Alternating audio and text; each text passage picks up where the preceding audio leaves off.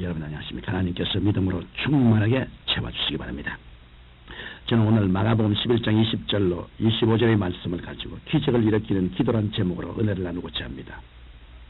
어느 날 예수께서 입만 무성하고 열매가 없는 무화과 나무를 보시고 이제부터 영원토록 사람이 내게서 열매를 따먹지 못하리라고 지어주었습니다. 그런데 다음날 아침 베드로가 그 저주받은 무화과 나무를 보니 예수님의 말씀대로 나무가 말라버린 것을 발견했습니다. 그래서 랍비여 보소서, 저주하신 무화과 나무가 말랐나이다라고 놀라운 표정으로 주님께 말씀했습니다. 그러자 주님께서는 이렇게 대답하셨습니다. 하나님을 믿어라. 진실로 너희에게 이르노니 누구든지 산들을 들려 바다에 던지오라며 그 말하는 것이 이룰 줄 믿고 의심치 아니하면 그대로 되리라. 무엇이든지 너희가 기도하고 구한 것은 받은 줄로 믿어라. 그리하면 그대로 되리라. 너희가 서서 기도할 때 아무에게나 혐의가 있거든 용서하라. 그리하여 하늘에 계신 너희 아버지도 너희 허물을 용서하여 주시리라. 이 예수님의 말씀은 믿음의 위대한 힘과 기적을 가져오는 놀라운 기도의 원리를 가르쳐주고 있습니다. 오늘은 이 예수님의 말씀에 입각하여 기적을 가져오는 기도의 4가지 원리를 말씀해드리므로 여러분의 기도 생활에 도움을 드리고자 합니다. 첫째로 예수님께서는 하나님을 믿으라고 말씀하셨습니다. 여기서 하나님을 믿으라는 말씀은 하나님의 믿음을 가지라는 말씀도 됩니다. 예수님께서 말씀하신 이 믿음은 세상 지식이나 경험을 통해 알고 믿는 그런 믿음이 아닙니다. 하나님의 믿음은 하나님과의 경험을 통하여 얻게 되는 특수한 믿음을 말하는 것입니다. 세상의 지식이나 경험으로는 하나님을 알 수도 없고 경험할 수도 없으며 믿을 수도 없는 것입니다. 예수님께서 하나님을 믿으라고 하신 것은 성경을 통해 하나님을 알고 배우고 믿으라는 뜻으로 하신 말씀인 것입니다. 로마서 10장 17절에 믿음은 들음에서 나며 들음은 그리스도의 말씀으로 말미암았나니라고 기록되어 있습니다. 이러므로 하나님을 믿는 믿음은 성경 말씀을 통해 우리에게 주어지는 것입니다.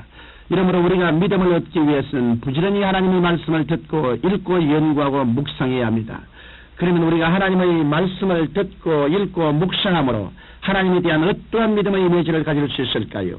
우리는 하나님 말씀을 통하여 우리 하나님은 이사와 기적을 행하시는 전능의 하나님이시여 우리의 모든 형편과 사정을 다 아시며 역사의 시작과 끝을 아시는 전지전능하신 하나님이시여 우리가 어느 곳에 가든지 우리와 동행해 주시는 무소부지하신 하나님이시여 우리의 모든 간구에 응답해 주시고 우리 소원을 만족시켜 주시는 좋으신 하나님이라는 것을 생각할 수가 있습니다. 우리가 하나님께 대해 이런 기대와 믿음을 가지고 기도하면 그 기도가 응답되지 않으니 만무한 것입니다. 이 때문에 예수님께서는 기적을 일으키는 기도에 대해 말씀하시면서 하나님을 믿어라. 다시 말하면 이러한 하나님의 믿음을 갖고 기도하라고 말씀하신 것입니다. 둘째로 예수님께서는 이 산들을 들려 바다에 던지라며 그 말하는 것이 이룰 줄 믿고 마음에 의심치 아니하면 그대로 되리라고 말씀하셨습니다. 예수님께서 이 말씀을 통해 말의 위대한 능력에 관해 말씀하시고 계십니다. 이 산들을 들려 바다에 던지라는 이 말씀에서 산이라면 악한 원수 마귀가 가져다 준 문제를 비유한 것입니다. 우리가 이 세상을 살아가면서 우리를 돌질하고 죽이고 멸망시키는 마귀로 인해 죄악의 문제, 분쟁의 문제, 낭패와 실망의 문제 등 그야말로 태산균령과 같은 고통의 문제에 부딪힐 때가 한두 번이 아닙니다. 예수님께서는 바로 이러한 문제의 산들을 말의 위대한 능력으로 해결하려고 말씀하신 것입니다. 혹시 여러분 가운데 평소에 그런 말을 많이 했는데도 아무런 역사가 일어나지 않았던데요 라고 말씀하시는 분이 계실지 모르겠습니다. 그 때문에 주님께서는 의심치 말고 명백하게 말하라고 덧붙여 말씀하신 것입니다. 그러면 우리가 어떻게 해야 마음에 의심하지 않을 수 있을까요? 우리가 의심하지 않으려면 먼저 신실한 하나님에 대한 확고한 믿음이 있어야 합니다. 우리가 의심을 하게 되는 경우는 대개 하나님을 올바로 알지 못하기 때문이고 나의 생각대로 판단하기 때문이며 주위 환경에 따라 나의 마음이 좌우되기 때문입니다. 그러나 우리가 하나님의 말씀에 입각하여 하나님을 올바로 알고 그 하나님만 끊임없이 바라본다면 의심치 않을 수 있는 것입니다. 그 다음 우리는 적극적으로 입술을 시인해야 합니다. 하나님께서는 말씀의 능력을 통해 천지를 창조하셨습니다. 그런데 우리 인간은 하나님의 형상과 모양대로 창조되었기 때문에 우리가 창조적인 말을 하면 그 말로서 우리의 환경과 운명을 지배할 수 있는 것입니다. 이러므로 우리가 가정의 슬픔은 떠나갔다. 모든 질병은 사라졌다.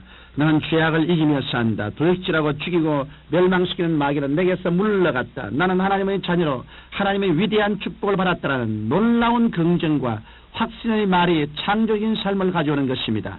이러한 입술의 시인이 하나님의 역사심을 불러일으키고 마는 것입니다. 그러나 이와는 반대로 나는 못해요. 나는 안 돼요. 나는 병들어 죽을 거예요. 나는 인생의 패배자예요. 이런 말을 하는 사람은 우리의 삶을 무화과처럼 마르게 하는 것입니다. 이러므로 잠언서 18장 21절의 말씀처럼 입술의 말이 우리를 죽이기도 하고 살리기도 한다는 사실을 명심해야 하겠습니다. 셋째로 예수님께서는 무엇이든지 기도하고 구한 것은 받은 줄로 믿어라. 그리하면 그대로 되리라고 말씀하셨습니다. 기도하고 구한다는 것은 그만큼 마음에 뜨거운 소원이 있어야 합니다. 많은 성도들이 응답을 받는 단계까지 이르기 위해서는 어느 정도까지 기도해야 합니까라는 궁금증을 가지고 있습니다. 성경은 이에 대해 무엇이든지 소원하고 기도한 것은 성령의 도우심으로 기도가 이루어졌다는 확신이 생길 때까지 기도하라고 가르치고 있습니다. 이러므로 기도할 때 마음속에 응답받은 확신이 와서 마음이 신기하게 기뻐지고 평안해질 때까지 기도해야 하며 나아가 응답받은 확신을 긍정적으로 선언해야 하는 것입니다. 마지막으로 예수님께서는 아무에게나 혐의가 있거든 용서하라. 그리하여 하늘에 계신 너희 아버지도 너희 허물을 사하여 주시라고 하셨습니다. 용서는 기도의 응답과 기적을 체험하기 위해 대단히 중요한 요소입니다. 우리가 이웃에게 혐의와 원한을 품고 있으면 하나님께서는 우리를 용서하시지 않으십니다. 그리고 우리의 기도도 연락해 주시지 않으십니다. 성경 마태복음 18장 21절로 31절에 보면 임금에게서 1만 달란트의 빚을 탕감받아 은혜를 입은 사람이 정작 자기에게 100데나리 온 정도의 빚을 진 사람을 용서하지 않고 고소해버린 사람이 있습니다. 이 사람은 그 배은 망덕함이 임금에게 지내시자 탕감해 주기로 한 것도 백지화하고 오히려 감옥에 갇히고 말았던 것입니다. 이러므로 하나님께로부터 죽음과 저주에서 영원히 용서받은 우리들이 누구든지 용서하지 아니하면 우리는 하나님께 배은 망덕한 죄인이 되는 것입니다. 우리가 하나님께 용서하지 않는다면 기도에도 응답되지 않고 기적도 일어나지 않는 것입니다. 우리가 용서를 베풀 때 하나님과 우리 사이에 막힌 담이 무너지고 믿음의 비상한 능력이 나타나는 것입니다. 여러분, 기적은 인간의 상식을 초월하는 것입니다. 우리가 기도를 통하여 기적을 체험하려면 먼저 하나님을 믿고 그 믿음을 갖고 우리가 기도하는 것을 조금도 의심하지 않으며 입술로 창조적인 선언을 하며 응답의 확신이 올 때까지 기도하고 용서를 베푸는 생활을 해야 합니다. 그리하면 우리의 기도를 통하여 산이라도 들려 옮겨지게 되는 기도의 기적을 체험하게 될 것입니다. 사랑이 많으신 아버지, 기도의 기술을 배워서 한 사람도 기도할 수 없는 사람, 기도에 무능력한 사람이 없게 하여 주옵소서. 예수님 이름으로 기도합니다. 아멘.